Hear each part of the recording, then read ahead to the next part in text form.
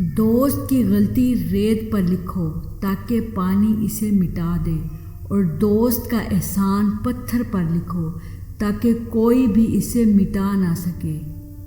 دنیا کا سب سے خوبصورت پودا محبت کا ہوتا ہے، جو زمین میں نہیں بلکہ دلوں میں اگتا ہے۔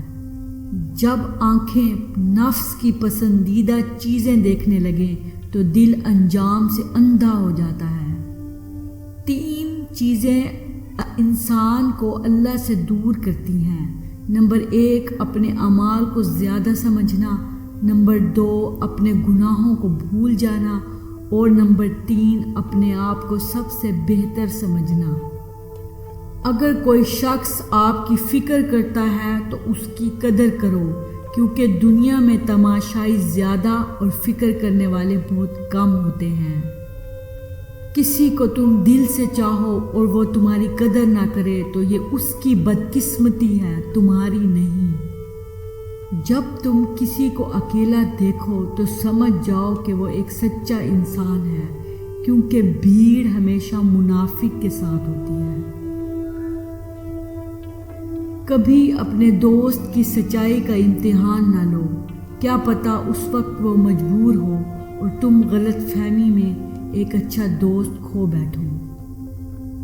ہمیشہ ایسے شخص کو چنا کرو جو آپ کو عزت دے، کیونکہ عزت محبت سے کہیں زیادہ خاص ہوتی ہے۔ کبھی بھی لوگوں کی باتوں سے پریشان نہ ہونا، کیونکہ آپ نے اپنا حساب رب کو دینا ہے، لوگوں کو نہیں۔ سب سے بے وقوف انسان وہ ہے جو گندی باتوں اور گالی گلوچ سے خوش ہوتا ہے۔ جس سے محبت کی جائے اس کا فرما بردار ہونا پڑتا ہے۔ بے فکر ہو جاؤ، اللہ پاک مخلص دلوں کے ساتھ کبھی ناانصافی نہیں کرتا۔